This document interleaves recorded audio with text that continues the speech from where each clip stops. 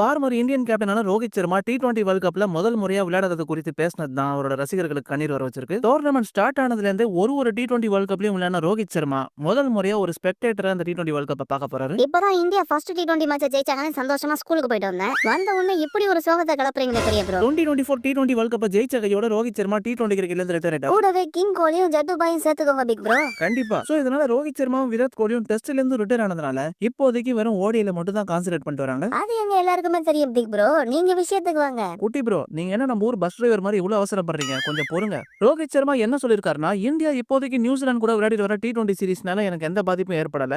ஆனா world cup அப்படி இல்ல. நம்ம வீட்ல உட்கார்ந்து இத பத்தி பேசுவோம். அதுவும் T20 வேர்ல்ட் கப்ப வீட்ல உட்கார்ந்து பாக்குற விஷயம் இருக்கு பாருங்க. அதை என்னால வார்த்தைகளால சொல்லவே முடியாது. ஏன்னா நான் இந்தியாவுக்காக ஆரம்பிச்ச காலத்துல இருந்து ஒரு வேர்ல்ட் கப்பையுமே விளையாடி இருக்கேன். அதுலயும் வேர்ல்ட் கப் வரும்போது நீங்க அந்த டீம்ல இல்லன்ற ஃபீலிங்லாம் ரொம்ப கஷ்டமா இருக்கும். ச்சே, ஹிட்மேனே கலங்க வச்சிட்டீங்களே. இதுக்கு பின்னாடி யார் இருந்தாலும் சரி, யாரா இருந்தாலும் குட்டி ப்ரோ சும்மா விட மாட்டான். காமெடி பண்ணாதீங்க குட்டி ப்ரோ. ஹிட்மேன் சொன்ன ரொம்ப முக்கியமான விஷயத்தை கேளுங்க. நான் பயங்கரமானவன் தான். ஆனா குழந்தைகளே கிடையாது. நீ கண்டினியூ பண்ணு. ரோஹித் சர்மா ரிட்டையர் ஆயிருந்தாலும் டீமை விட்டு ரொம்ப தூரத்துக்கு போயிட மாட்டேன்னு சொல்லியிருக்காரு.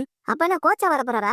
ஜாலி கம்பீர் போக போறாரா? ரொம்ப சந்தோஷப்படாதீங்க குட்டி ப்ரோ. அவர் மேட்ச் நடக்கிற ஸ்டேடியத்துக்குலாம் இந்தியாவுக்கு போய் சப்போர்ட் பண்ணுவோம்னு சொல்லியிருக்காரு. கூடவே பழைய மாதிரி இல்லனாலும் இது ஒரு டிஃபரெண்டான எக்ஸ்பீரியன்ஸா இருக்கும்னு சொல்லியிருக்காரு. ஆனா ஒரு விஷயம் பிக் ப்ரோ, அவர் இப்ப மேட்ச் விளையாடல. அதனால பிரஷரே இல்லாம சந்தோஷமா மேட்ச் பார்க்கலாம்ல. நல்லா ரிமைண்ட் பண்ணீங்க குட்டி ப்ரோ. பிரஷர்னு சொன்ன உடனே அவரோட கேப்டன்சி பிரஷரை பத்தி ரோஹித் சர்மா என்ன சொல்லியிருக்காருன்னா, வேர்ல்ட் கப்க்கு முன்னாடி செலக்ஷன் ப்ராசஸ் தான் ரொம்ப கடினமான வேலையா இருந்தது. அதுலயும் 2022 ஏசியா கப்லயும் T20 வேர்ல்ட் கப்லயும் ஸ்ரேயஸ் ஐயரை தவிர்த்ததெல்லாம் ரொம்ப கஷ்டமான வேலையா இருந்தது. இதுக்கு டீம் பேலன்ஸும் மல்டி ஸ்கில் ரிக்வயர்மெண்ட்ஸும் தான் இந்த மாதிரி டிஃபிகல்ட்டான முடிவு எடுக்கிறதுக்கு ஃபோர்ஸ் பண்ணிருக்குன்னு சொல்லியிருக்காரு. அதுலயும் குறிப்பா நீங்க எல்லாரையுமே சந்தோஷப்படுத்திட முடியாது. ஆனா அந்த பிளேயரை நம்ம ஏன் எடுக்கலன்ற விஷயம் அவருக்கு தெரிஞ்சே ஆகணும். அடாடாடாடா, லீடர்னா இவருதான்பா லீடர். எப்பவும் ஒரு லீடர் இருக்காரு. கூடவே லாஸ்ட் T20 வேர்ல்ட் கப் விளையாடின ஒரு 80% பிளேயர்ஸ் தான் மறுபடியும் விளையாடுறாங்க. அதுலயும் சூரியகுமார் யாதவ் தலைமையிலான இந்தியன் டீம் இந்த மாதிரி கண்டிப்பா கலக்குவாங்கன்னு ரோஹித் சர்மா தெரிவிச்சிருந்தாரு. என்ன ஒரு பெருந்தன்மை பாத்தீங்களா ப்ரோ என் தலைவனுக்கு. என்ன பொறுத்த வரைக்கும் ரோஹித் சர்மா இந்தியன் T20 ஜெர்சியை போடலனாலும் அவரோட பிரசன்ஸ் இந்தியாவுக்கு பயங்கரமா இன்ஃப்ளூயன்ஸ் ஆகும். முதல் முறையா ஹிட்மேனும் விராட் கோலியும் இல்லாம இந்தியா ஒரு வேர்ல்ட் கப் விளையாட போறாங்க.